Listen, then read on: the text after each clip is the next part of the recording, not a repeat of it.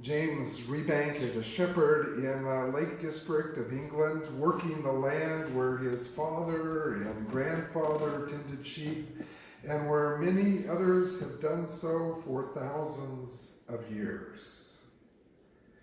I'm grateful for Homiletics magazine that has brought excerpts from his book, The Shepherd's Life, A Tale of the Lake District, to my attention.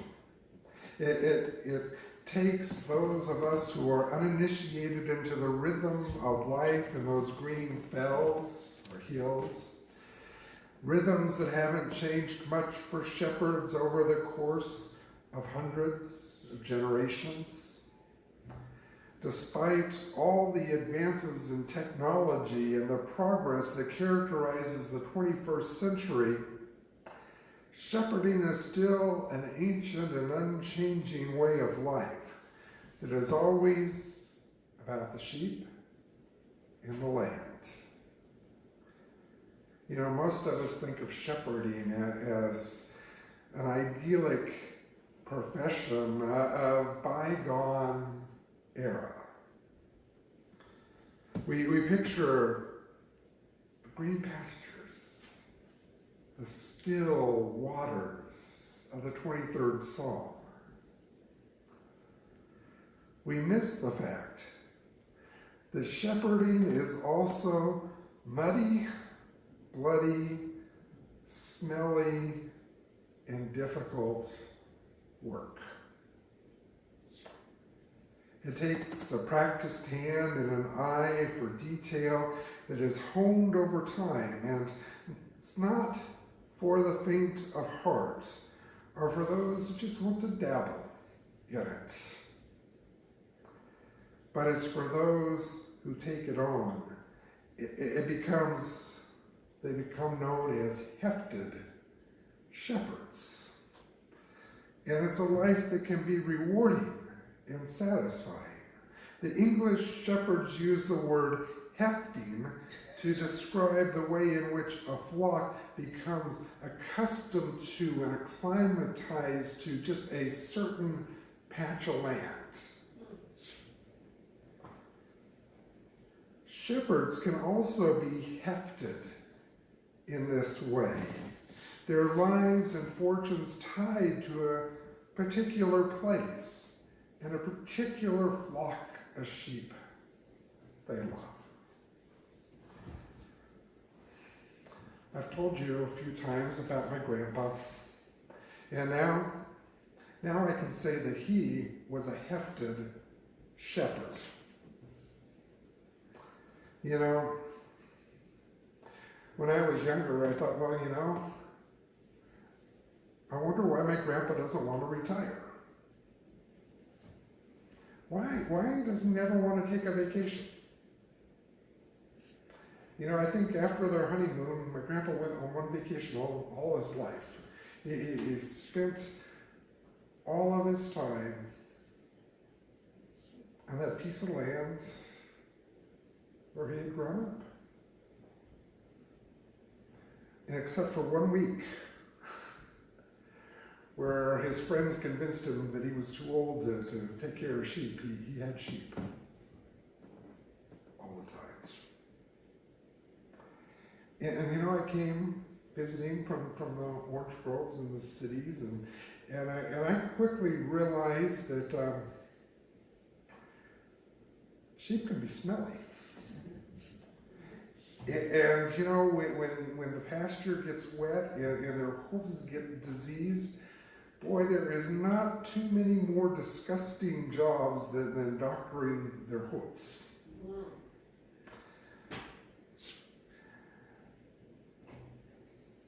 I didn't have a great opinion of sheep when I was younger, but it was only as I grew up and later on became a pastor that I could start to understand a hefted shepherd.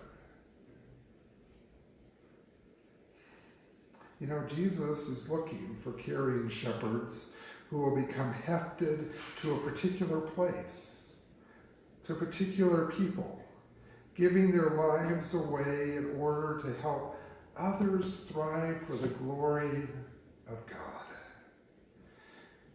It might be a church, it might be a school, it might be a workplace, but wherever it is, God has given a flock for each of us to shepherd. Rebanks describes some would-be shepherds, the kind who come in and rent a farm and try their hand. The get up and the get out voice in their heads isn't strong enough, and they don't care enough about the sheep and the land to sustain their initial enthusiasm. And once, and inevitably it comes, and when it gets tough, things fall apart, and they soon leave. The voice in our heads that holds the Lake District together, puts walls back up, drains the fields, and keeps the sheep well fed and bred. It's done because it should be done. Reading Rebank's account of the shepherding life, it's easy to see the parallels of this kind of shepherding to the shepherding that Jesus calls his disciples. It's a life that requires some apprenticeship, learning from others and from one's own mistakes, but also one that requires a certain amount of that get up and get out there voice in the disciples' head. Tending Jesus' flock. It is hard and difficult work. And Jesus pulls no punches about it. To do that work, the good shepherd is looking for a few good men and women for whom Peter, the original under-shepherd, can be a helpful example. Jesus asked Peter the same question 3 times. Do you love me? It's not hard to see the parallels between, just as Jesus predicted, Peter denied him 3 times. These 3 questions act as a kind of restoration of Peter as a disciple, but also as a commissioning of the kind of work that Jesus wanted him and all the disciples who would follow him to do. The task Jesus gives him is one that will be given to all who follow, to feed and tend Jesus' sheep. Well, you know, Peter knew. He knew what it meant to be a fisherman. And you know, when things got confusing after the resurrection, they didn't know, he was amazed but didn't know what to make of the empty tomb, he easily went back to do what he knew. But Jesus had already shown him that being an expert fisherman just wasn't enough. The story of the miraculous catch of fish is only possible. Do you notice that? It's only possible because Jesus gave directions. On their own, they did nothing. They learned how to be fishers for people by following Jesus. But what do you do with all those people once you catch them?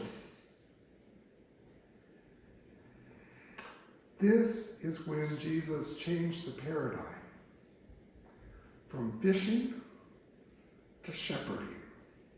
Two ancient ways of making a living in the ancient times come together to form a new way of discipleship. Earlier in John's Gospel, Jesus revealed that he was, I am the Good Shepherd. Now he is creating a guild of under-shepherds to carry on the work for generations to come. Shepherds who will tend and feed the flock. Notice that Jesus begins this exchange by calling out Peter by name. A reminder that the sheep always responds to the voice of the shepherd. Likewise, Peter and the other disciples will be given a new commission to call Jesus' sheep by name, to feed them, tend to them, to love them. I give you a new commandment, Jesus told them, that you love one another just as I have loved you. You shall love one another. By this, everyone will know that you are my disciples if you love one another. To feed Jesus' sheep means not merely to gather up a big net full of fish, but to nurture and care for them. One is a momentary haul. The other is a lifetime commitment. In changing the metaphor and by expressing it 3 times, Jesus hammers home the point for Peter and all the other disciples. Will be in the shepherding business for the long haul. Will experience sacrifice and self-denial. Will often find it dirty and difficult work, and will need to get up and get out.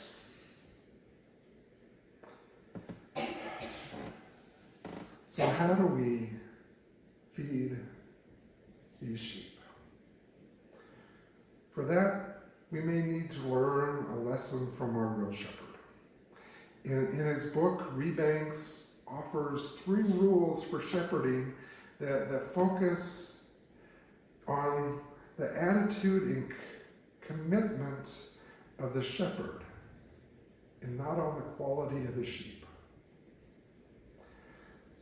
You know, it sounds a little like Jesus. Rebanks reinforces that shepherding is a commitment to a life of hard and dirty and sometimes dangerous work. Tending sheep is not a part-time occupation. It will require a full-time, lifetime sacrifice.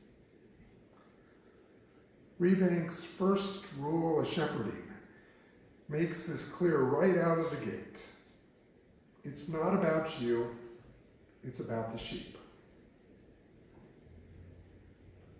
A real shepherd knows that the sheep must be fed and the land cultivated to feed them, and that often means sacrificing one's own agenda. Isn't that the hard part? Sacrificing one's own agenda to get up and go work the field no matter the weather or the days. In a shepherd's life, the sheep always come first. The Gospels reveal that Peter and the other disciples often saw themselves as being the eventual beneficiaries of Jesus' rising fame.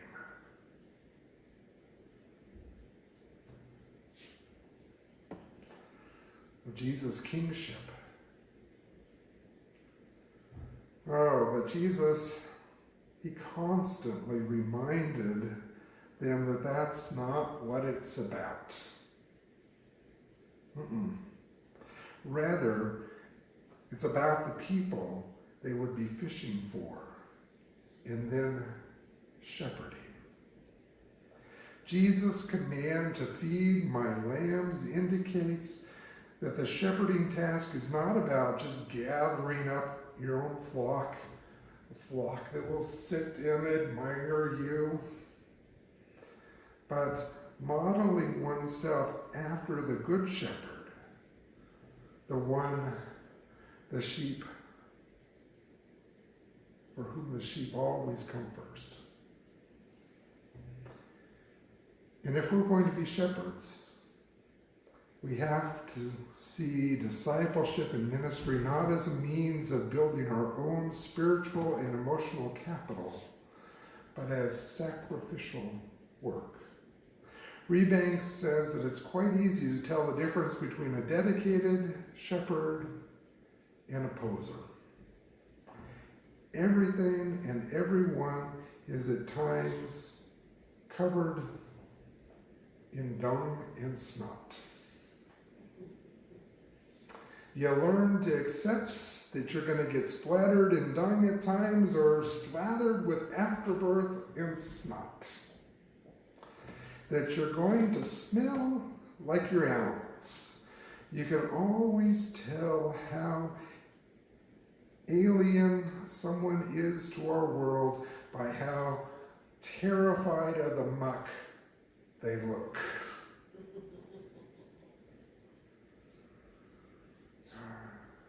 If you're going to be a shepherd disciple, you have to be willing to get down and dirty with the sheep, to take on their mess and to have their aroma on you. And many people, don't we know it? So many people come to faith when their life is a train wreck, a mess. And you can't be terrified of the muck. You must always remember that it's not about us, not about our sensibilities and preferences. It's always about the sheep. This leads to Rebank's second rule of shepherding. Sometimes you can't win. Working with sheep and working the land means that there are just things that are out of your control. Things like the weather or disease that hits the flock. And despite all your hard work, everything doesn't always go according to plan. Do you notice that? We'd love to think that if being a disciple of Jesus and a good shepherd meant that we could expect everything to work out well all the time. But the truth is, that's not what God ever promised. Sometimes the sheep in our care will go astray. Sometimes we ourselves are struck by disease or pain or failure. Sometimes we will lose by being out of step with the prevailing culture. Or in some cases, it might even mean losing our lives. Jesus told Peter feeding his lambs would result in the apostle being taken where he didn't want to go, and stretching out his hands and being nailed to the cross like his Lord. Peter, he told Jesus, hey, I'm willing to die for you. And now Jesus was telling this impetuous disciple, you're not going to get your wish. You're going to end up dying the same way that Jesus did. But the reality for shepherd disciples is that even in dying, we win. Peter's death would glorify God. Jesus' own death was a means by which God defeated evil and sin and death, and the ultimate victory in losing our lives, either spiritually in service to others or physically in dying for Christ, as many Christians and other parts of the world are still doing today. We are actually winning. No one has greater love than this, to lay down one's life for one's friends, Jesus said to his disciples. A good shepherd always lays down his life for his sheep. The ultimate expression of loving one another as Christ loved us is found in giving our lives away for others. Letting God be glorified and to have the victory. So this gets us to the third rule of shepherding. Shut up and go do the work. There's plenty of opportunity to complain and to compare in the world of shepherding. You know, it's tempting to look over the fence and say, their flock looks better than mine.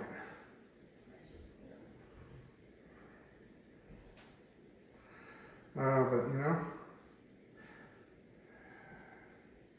as tempting as it is, sometimes, you know, you want to stay in bed, and instead of getting up when the weather is bad, to head out on a wet and freezing morning to check on the lambs, or as much as you want to whine how bad and hard it is, real shepherds just shut up and go out and do the work anyway. So does that mean loving Christians who want to be hefted Christians, shepherds, under shepherds, we need to stop talking, not whine and complain, not compare, just to shut up and go out and do the work, go out and love one another.